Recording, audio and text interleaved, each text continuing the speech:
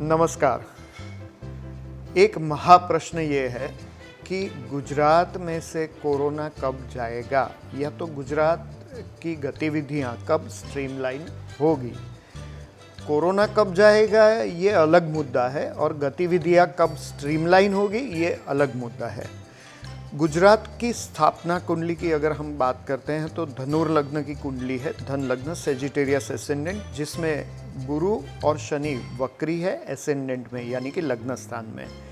तीसरे स्थान में मंगल है, चौथे स्थान में केतु और बुध है, पंचम स्थान में शुक्र और सूर्य है, सप्तम स्थान में चंद्रमा है और 10वें स्थान में राहु है। राहु केतु की पोजीशन गुजरात की कुंडली में 4th house 10th house axis पर है।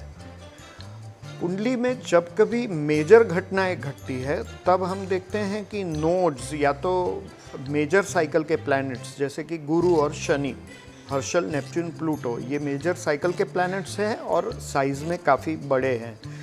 नोड्स यानी राहु और केतु, तो ये 1st, 4th, 7th और 10th, इसमें से 1st, 7th या तो 4th, 10th की एक्सिस से गुजर रहे होते हैं। उन चीज़ों को हम नज़रअंदाज नहीं कर सकते क्योंकि ये हमारी कुंडली के एक्टिव एंगल्स हैं। तो पहले भाव, चौथे भाव, 7वें भाव या तो 10वें भाव में से कोई भी मेजर साइकिल का प्लैनेट गुजरता है उसका इम्पोर्टेंस बहुत ज़्यादा होता है। गुजरात की कुंडली में 1st house 7th house axis पर 19 सितंबर 2020 तक राहु केतु का ट्रांजिट हो रहा है। रेट्रोग्रेड प्लूटो यानी कि वक्री प्लूटो भी गुजरात की कुंडली के एसेंडेंट में 29 जून 2020 और 4 अक्टूबर 2020 तक चलेगा। तो ये जो पीरियड है ये तकरीबन ऐसा अंदाज़ा दे रहा है कि 4 अक्टूबर तक किसी भी दृष्टिकोण से हम अगर देखते हैं तो गुजरात में सारी गतिविधियां स्ट्रीमलाइन होना ऑलमोस्ट नामुमकिन होगा। अब कुछ लोग इस प्रिडिक्शन को इस तरह से भी ले सकते हैं क्योंकि नेगेटिविटी काफ़ी बढ़ चुकी है, तो लोग इस तरह से भी ले सकते हैं कि आप डरा रहे हैं, you are instilling fear in people's mind, whereas that is not the intention.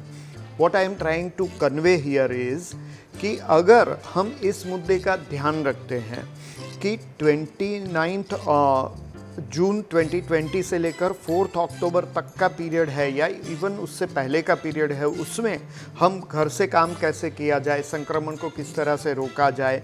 संक्रमण रुक गया है ऐसा मान लेना नहीं है हमें इजीली, हमें ये मानकर चलना है कि ये बाउंस बैक करेगा तो हमारी स्थिति क्या होगी।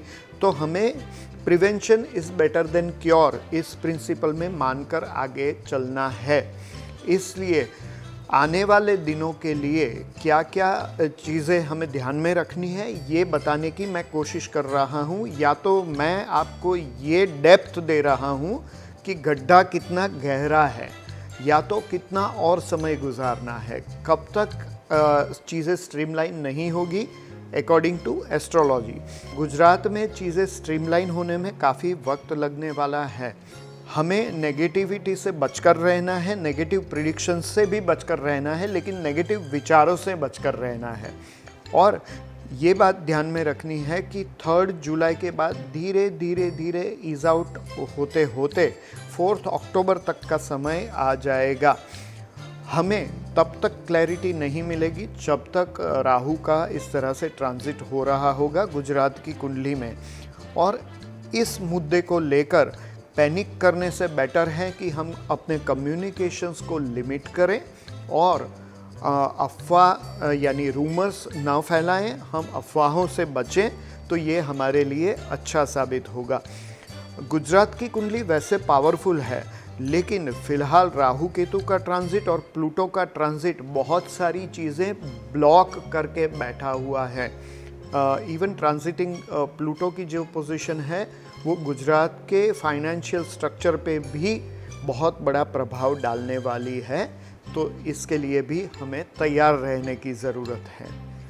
तो ये था गुजरात का ब्यौरा। हम डिटेल में भारत के बारे में भी बात करेंगे आने वाले एपिसोड्स के दौरान। Thank you so very much. Good luck to all of you.